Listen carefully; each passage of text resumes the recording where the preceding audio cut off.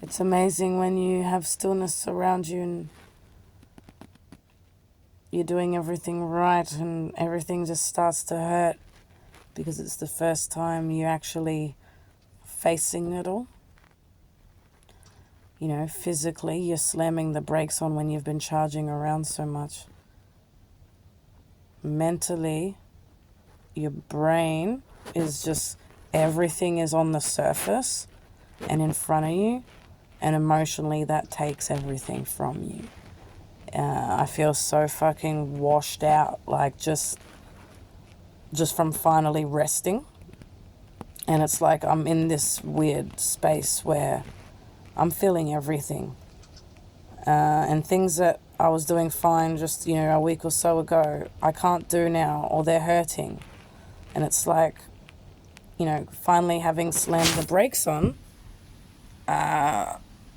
it's focusing. I'm able to focus and feel really what's going on inside. And now that I have stopped, it's like I need to really stop. And it's hard to deal with everything at once because physically I'm trying to deal with, okay, how do I cope with all my nerve pain and this burning and the zapping and the tingling? And I'm just a crying wreck. That's why my eyes look like this. I have been crying so much these last few days, just bawling my eyes out like China all over again, where the sensory is just so much on my system and everything's just burning and I can't cope.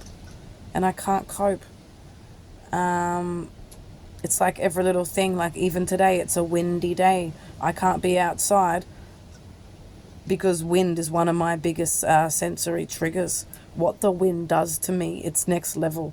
You would think someone is, fully torturing me with what happens if I'm outside in the wind.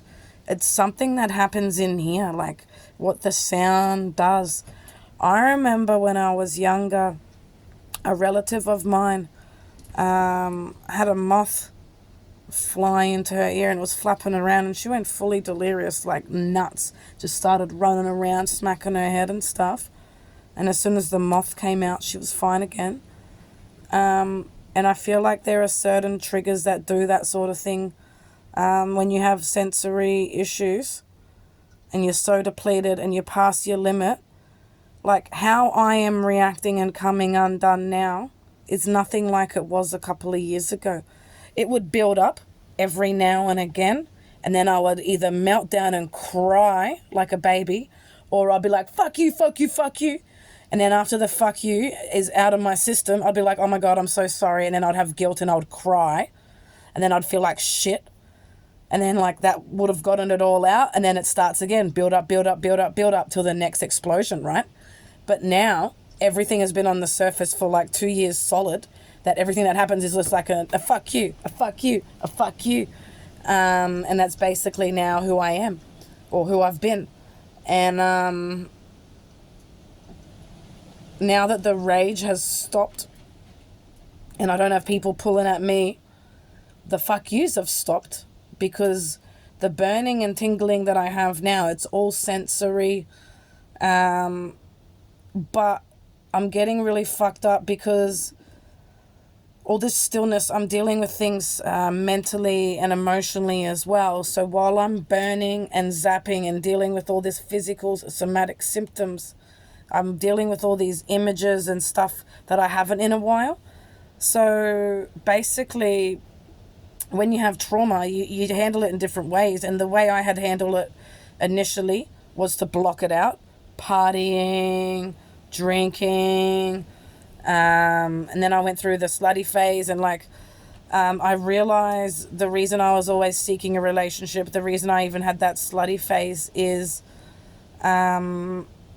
blocking out everything that made me feel ashamed and trying to go extra on it to like normalize it, but also just feeling so alone and disgusting that it's like I needed validation and all this sort of stuff, So my desperation made me get into situations where I would do things I wouldn't normally do. And then I'd end up in more trauma.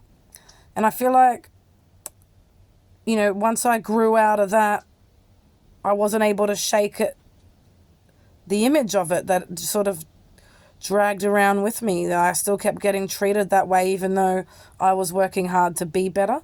I wasn't partying. I wasn't being clingy. I was working on my emotional regulation and having healthy outlets and just, doing decent jobs. So it was helping me get rid of the shame and things that I was carrying around and become more independent rather than dependent and codependent.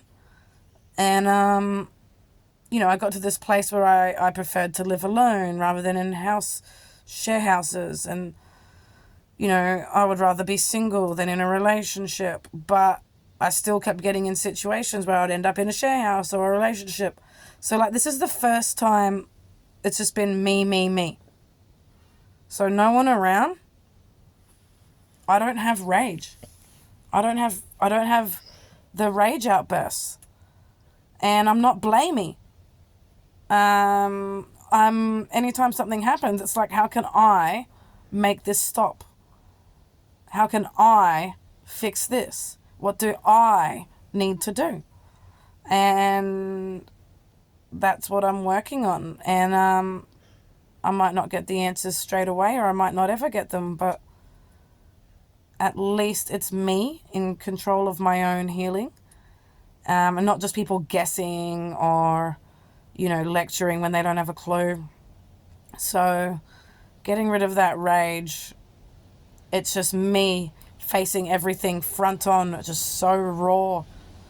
And it's like everything from the last 2 years that happened is right there, but also so is everything with my dad, because what happened in Dalesford actually resurfaced all the trauma from when I was 17. So the things that happened with the herbalist resurfaced stuff with my dad, and the stuff that happened with the Dalesford police resurfaced the stuff that happened with the police back then, not being believed, having things twisted, and then being the one who loses everything because of it. So I'm now processing a lot of things. Been going through my health records, putting it with my symptoms and my patterns, and actually able to focus on me. But because my head is going at 1,000,000 miles an hour and I've got a lot of electricity, it's like I'm sort of just spinning out with it all here. I can't produce anything. I'm not productive. I'm not able to do anything except process what I've got going on. And it's probably going to be this way for a while. And I don't know how to do that. I don't know how to do that without access to anything that I need to move forward. It's like I'm just stuck here with everything, but no tools or support to get through it. Because, I don't even have a car to just go and sit at the beach. I can't just, order some things and online and go grab it the next day. I can't just get a massage because the pain's out of control. It's all just too bad, so sad, and you're in it. So this is one of those make or break you, spiritually situations. And I'm just hoping that I can hibernate through winter and come out the other side stronger. But by going through my medical records and lining it up with, what I was going through and what I am going through now, you can see how much damage has been done just in the last 2 years. But by looking at the patterns and everything, I'm able to sort of figure out how to help myself. And I have just ordered a whole heap of herbs, medicinal herbs, ones that I'm already taking that need topping up, but also a whole bunch of new ones that I haven't even tried before, that no one's told me to try, that I'm going to try for myself. And I'm going to just do everything I can to manage the pain for now and process my thoughts and my memories and my and face my demons. because right now that's all I can do. It's all I can do.